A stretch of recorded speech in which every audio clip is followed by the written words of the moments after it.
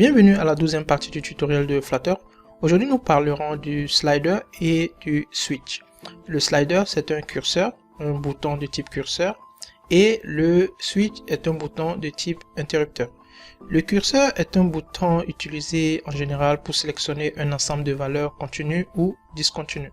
Par contre, le switch est un bouton utilisé pour basculer l'état d'une fonction ou d'un paramètre en actif ou inactif.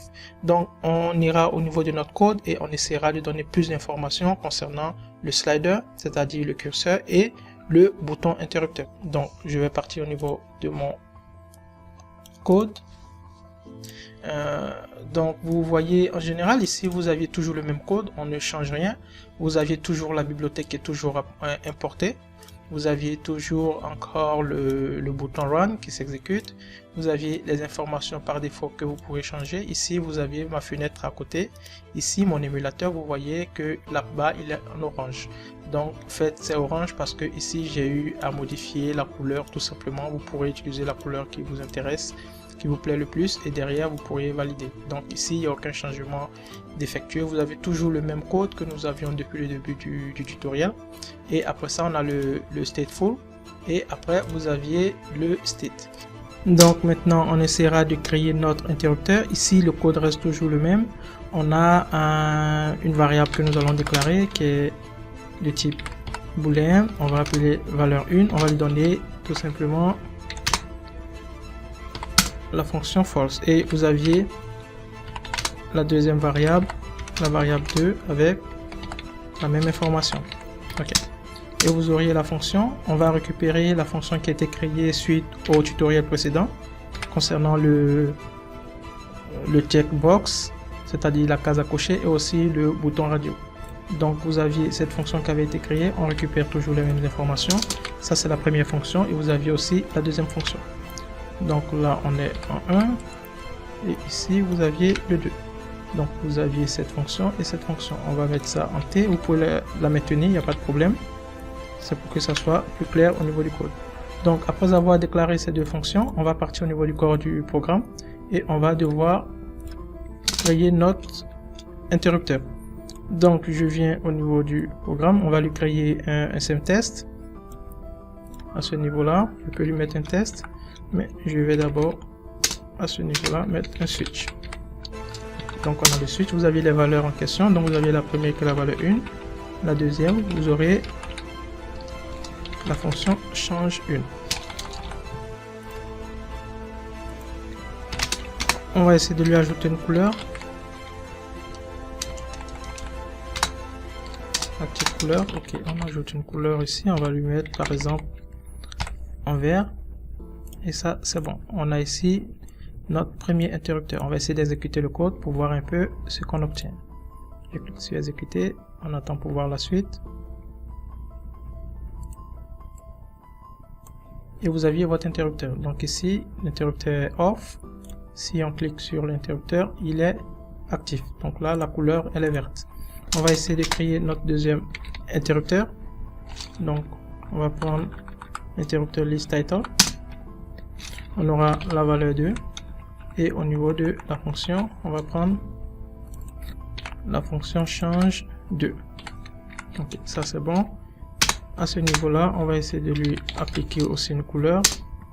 On va lui donner une couleur rouge, pourquoi pas. Et après ça, vous aurez un test. On va essayer de lui ajouter un test.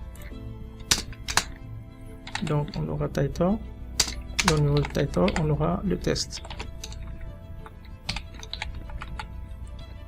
Ça c'est bon. Donc ici, je vais mettre valider interrupteur.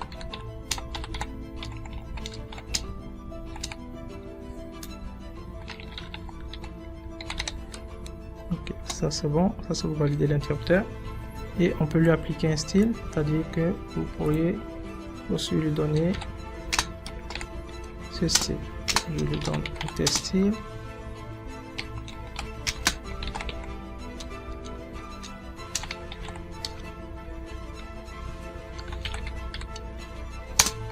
Ok. Au niveau du test style, on va lui donner une couleur Je vais lui donner une couleur rouge.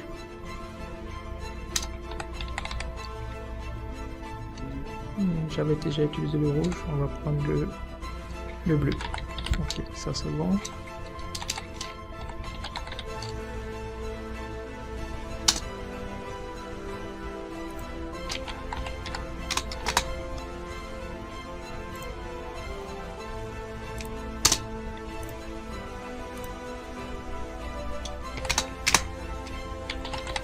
On va lui ajouter une taille. Je prends du 12. Je vais essayer de le mettre en gras, par exemple avec le font, et j'utilise le font weight.bold. Ok, ça c'est bon.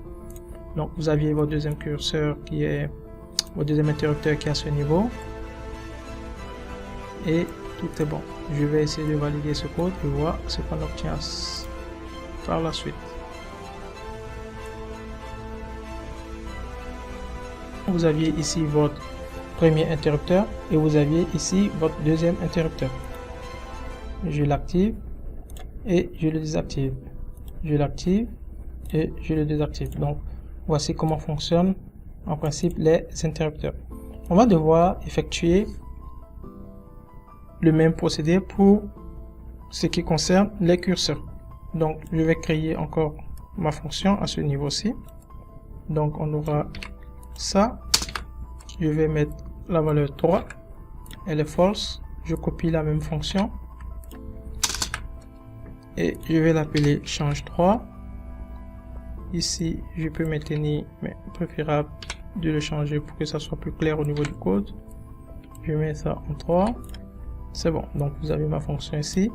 On va partir au niveau du code et on va devoir lui ajouter une fonction. Donc ici au niveau du slider, vous aviez la fonction slider. Donc vous aurez la valeur 3 et après ça on copie la fonction, ça sera la fonction 3. Ok, je vais vérifier au niveau de mes valeurs. Ok, 3, c'est bon.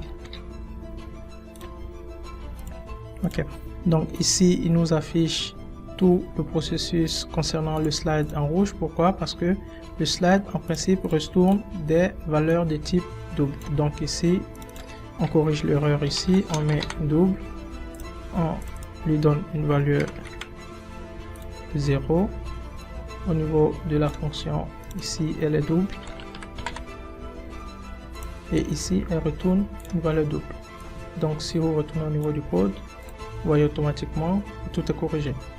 On va mettre une virgule ici pour que tout soit ok. Donc là, n'oubliez pas d'avoir le slide avec des valeurs de type double. Donc je vais essayer de lui afficher aussi un test à ce niveau là pour que ça soit un peu plus visible. Griller à nouveau pour que ça soit plus clair.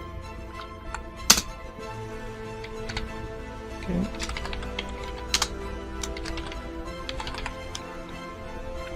Avec le curseur, on va le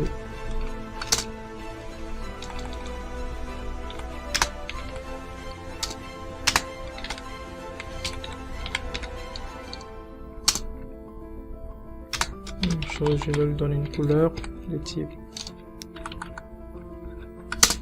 c'est rien. Ici c'est couleur, c'est bon, et on va lui fournir une taille. Je mets ici une virgule.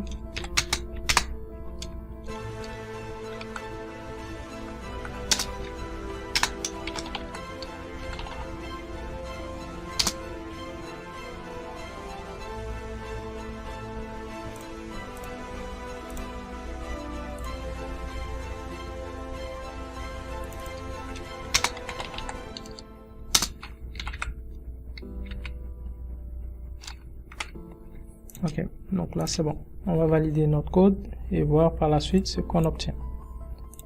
Donc vous aviez le curseur qui est là. Je valide.